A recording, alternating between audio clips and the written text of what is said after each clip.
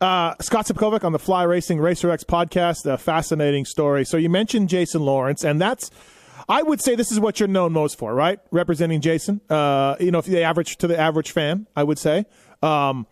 Jason had a great career, so much talent, won a championship, but off the track, we all know the stories and we all know what happened. You tried.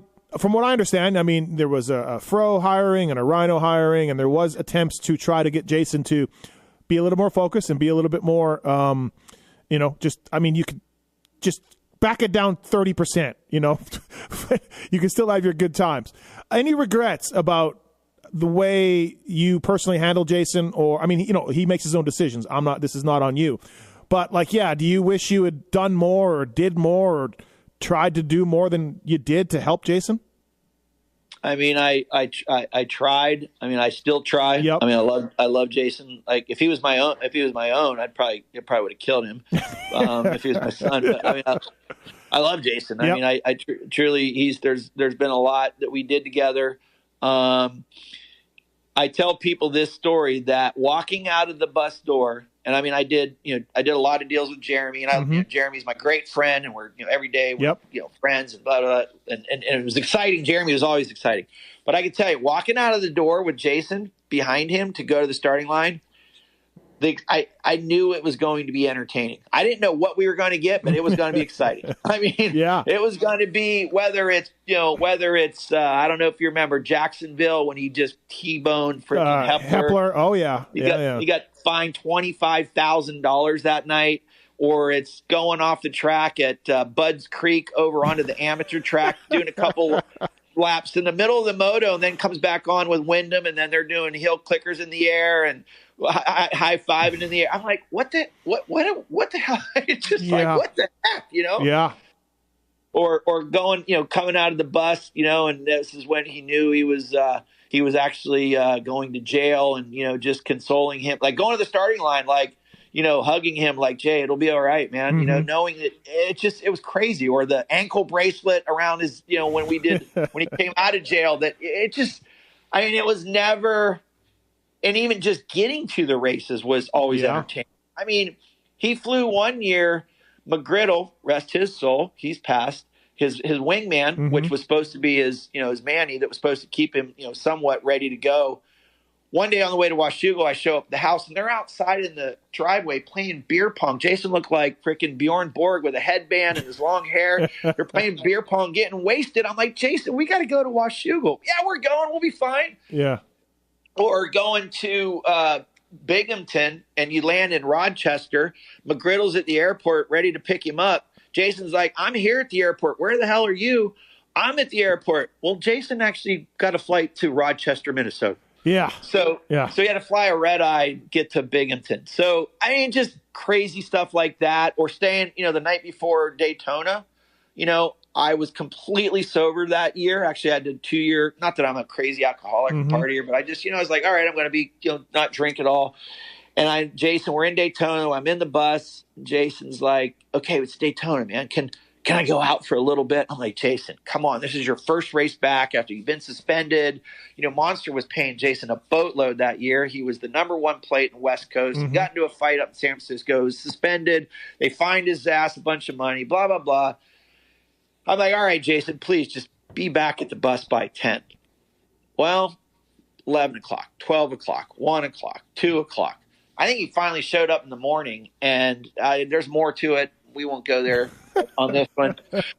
But the next day, I mean, he's literally trying to find somewhere to sleep. I had meetings in the bus. There was meetings over at the semi. He's like laying under the trailer trying to sleep, and then he goes to the starting line, and do you know what he qualified at Daytona? No, I didn't know. I still have the lap sheets. He was 1 second faster than Chad and Bubba. Was he? James. And he was in the unseated practice. And in the first unseated practice, he came in, threw his bike down, told Dang he's not racing. His suspension was 2x4s and his tires were plastic.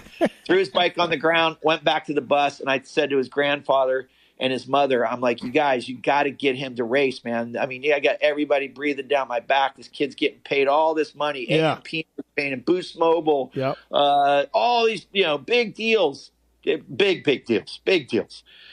So they finally got to go out in the second practice. He was 1 second faster. I still have the lap sheets. 1 second. Yeah. Than Jason and Chad, which was unbelievable. Of course. And then we were sitting down there. I think he got second in his heat race.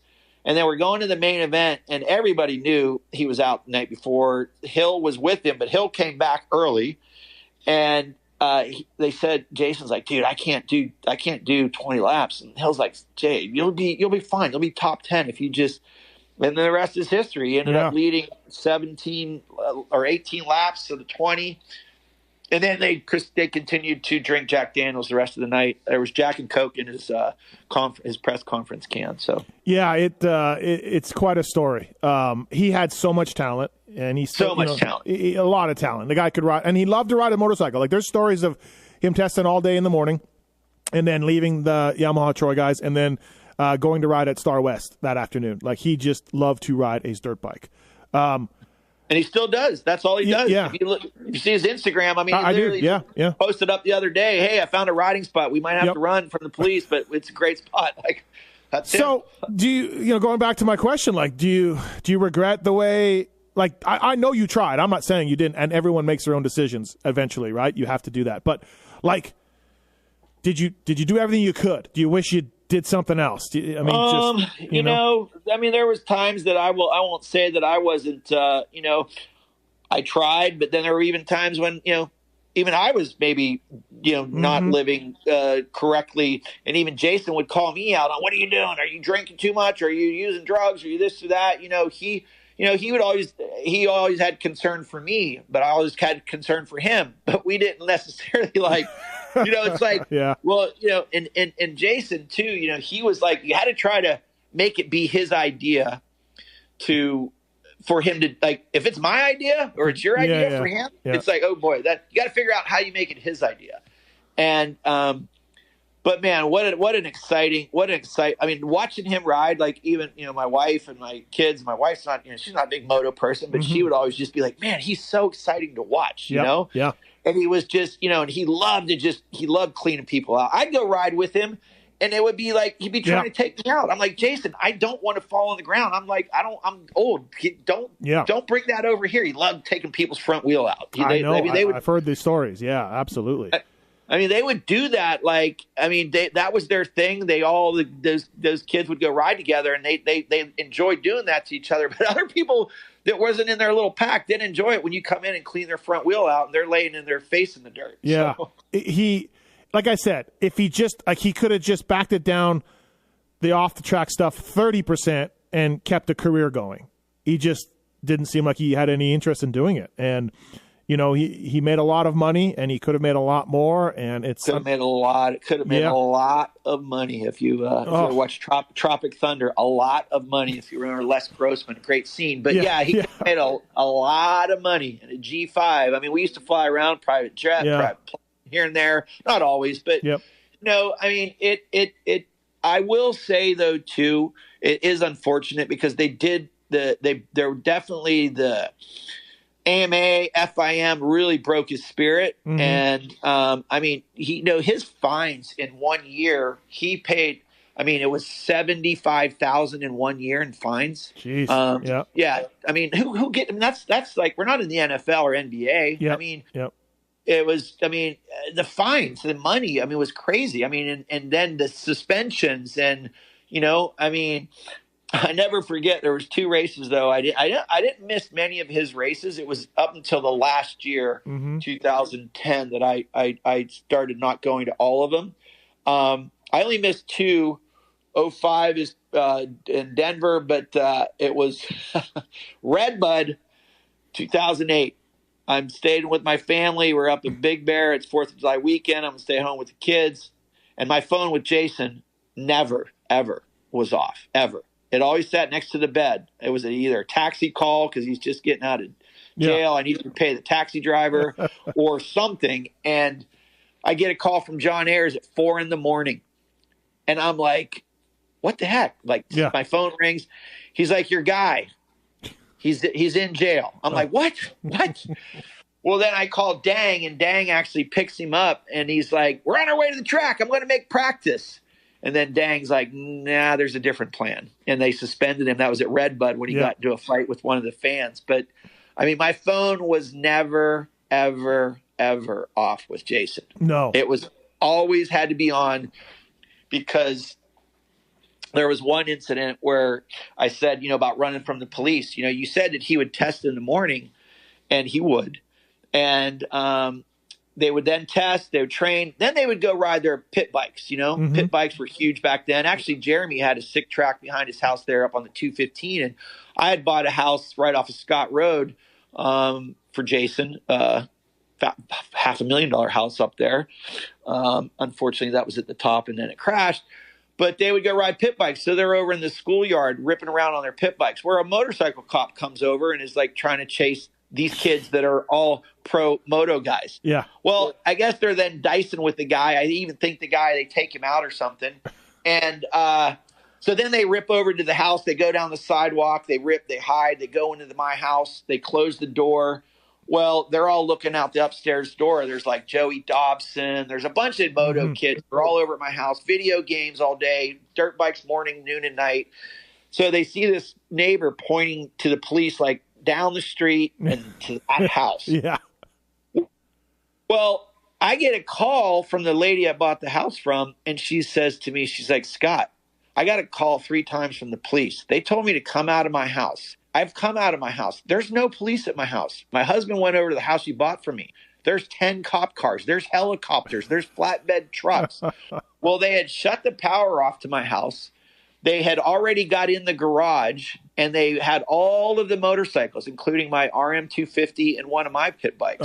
And they had them all on the flatbed, and they were taking them to impound. Well, then I called the house. I was in a meeting, and my assistant says, Scott, you got to take this call.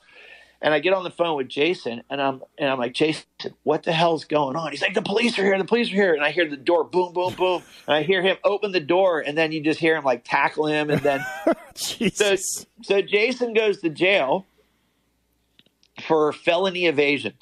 So we used to do some overseas races, and I used to have a lot of cash deals and this, that, and the other. Well, Jason's bail was $25,000. So it was for felony evasion. So Jason's like, come on, get me out. I know you have cash.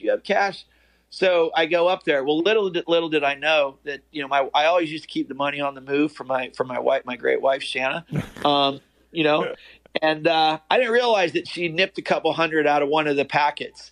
So I got up there to bail him out, and I was like 500 short, and it was the end of the day. And this was back when you couldn't go get, I think your limit on your debit card was maybe 3. It was more than so you had to stay another night in jail. And boy, was he pissed. I bet.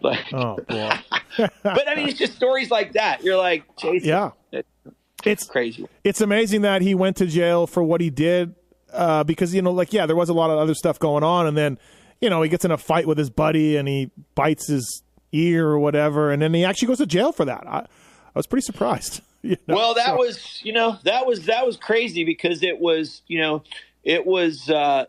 3 felonies that he would have been looking at. He actually, the Breitling that we Monster bought him for his championship, that I always got Breitlings for the guys when they won championship. It was my idea. Monster paid for it, so it wasn't coming from me. But I was, Monster it was cool that they would do that for guys that won championships and X Games golds. And so Jason had that Breitling on, and I don't know if you know the Breitling Bentley, but they're pretty big, and the thing fell off, and it ended up around, like, he used it as a knuckle ring, like brass knuckles, and he was, and McGriddle was what, 6'3", 250, and Jason's like, 5'7", 8 to 165 pounds. But Jason was like freaking, the kid was like hell on wheels, man. That kid, he wasn't afraid to fight anybody. He'd fight. Let's go. So they got him with, it was a maiming, which was the ear bite, and then assault with a deadly weapon, which was his Breitling, which is missing to this day, and one other. So it could have been, it could have been as many as 12 years, 4 years for each felony conviction. So, which was very sad, because it shouldn't have came to that. No. And, we eventually did work it out with McGriddle, because even there was some pending litigation against Jason, as well for, going after money. But, I'm grateful that, those guys made up and and they're friends. And, unfortunately McGriddle ended up, getting hit by a car and killed, which precious. Is Jason doing okay? Like now, 2022? Is he okay? I talk to him here and there. Yeah. I do what I can with whatever he needs. I know that there was a big talk that he was going to do an outdoor this year, and that actually was something that we were trying to do. And he didn't even want to come out and tell everybody because people, I believe, and I don't want to talk for him, but I know that he had COVID this summer pretty bad for a pretty decent stretch, and he did want to do an outdoor or something with an outdoor. So, we'll see. He knows I'm always here for him. I guess again, I'm waiting for his idea, which I'll support because it seems like any of my ideas, it's got to be his. So I'm ready and waiting. Right. I'm ready and waiting. I hope he's doing okay. Like I just, as a guy, his substance abuse is better and mentally he's in a good spot and he's not bitter. You know what I mean? Like obviously he's not a huge fan of mine, but you want him to do well, right? And be okay. And what a career. What more stories about JLaw than maybe anybody else in the industry. So there's trust me, there's many. Like there's some funny ones too. He could write a book. He should write a book. He should.